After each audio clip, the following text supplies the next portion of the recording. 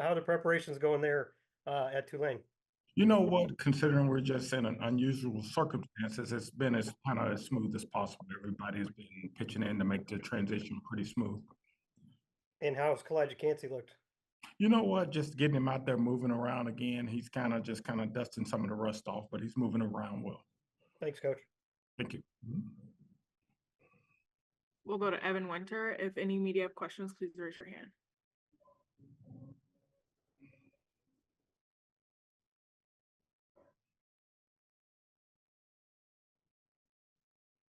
Oh, can you hear me now? Sorry, I think I had myself muted. Hope you're doing well. Speaking of Kalijah, if he does in fact return this week, what kind of boost does that give to the defense? And then what does that allow you to do schematically in terms of four-man rush, blitzes, pressures, all that good stuff?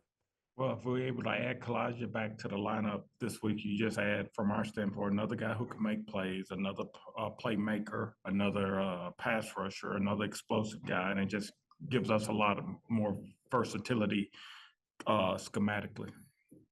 And then Coach Bowles said yesterday one thing he's noticed about the Saints offense under Clint Kubiak is they're using Alvin Kamara a lot more. Is there anything in particular that you're noticing outside of that they're doing differently? Before they were running the ball, now they're hard-headed about running the ball. They're keeping third down manageable and then going through the third down. It's just as many runs on third down as it is passes. So that's kind of let you know they're committed to the run. And just watching their offense as a whole, they're getting their playmakers to bar the ball from Shaheed to Olave to Kamara. If you don't take care of those three, you're not going to win the game. Awesome. Thank you. Mm-hmm. We'll go to JC Allen. Hey, Coach, just want to talk to you about Logan Hall. Obviously, something you guys expected out of him, but back-to-back weeks with sacks, double digits last week.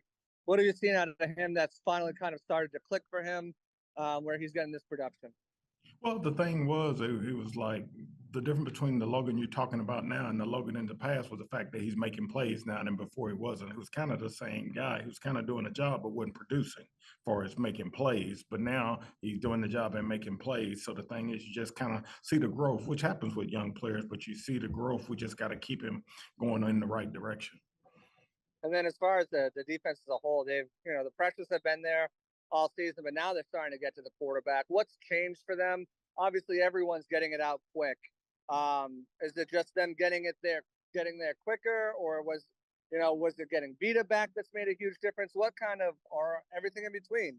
What's been the big turnaround? I'll tell you, I think it's a lot of in between. Some people just kind of look at the stats, but I look at the big picture. When I played Detroit was one of the fastest teams getting the ball out, so you probably ain't sacking them a lot. And you played Denver, who had 27-man protection, so you probably ain't gonna get there rushing 4 against 7. Then the next week they play the Jets, and the Jets didn't get 0 sacks, so they are protection oriented.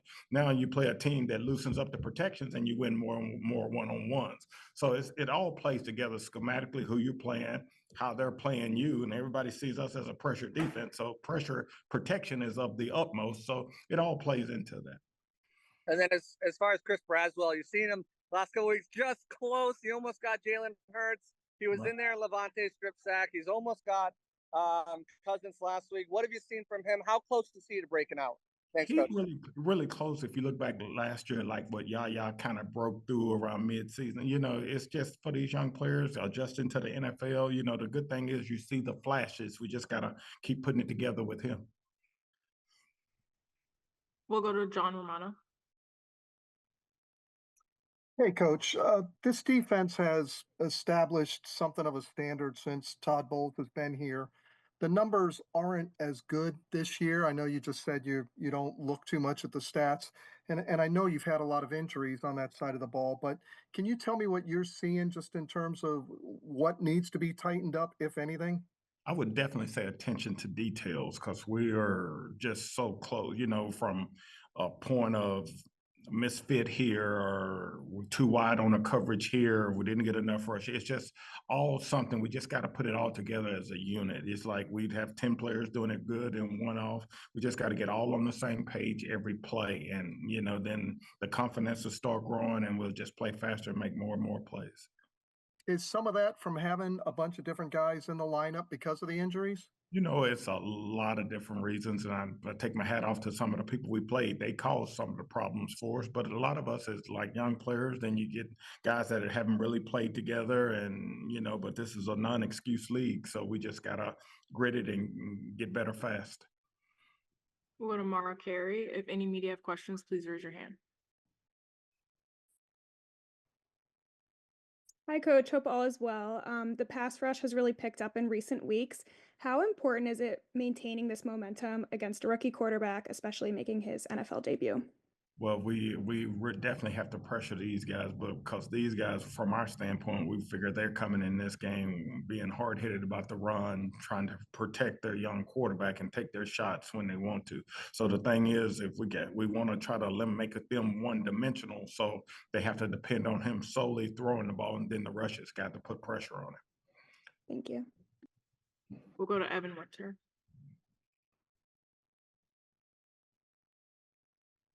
When it comes to speaking of protections and stuff, max protect, what's kind of the key there to maybe not beating it, but at least making the pass rush effective? I mean, obviously you've got 7+ blockers in there, so it's a tough task to begin with, but is there anything you can do to kind of mitigate that at the end of the day?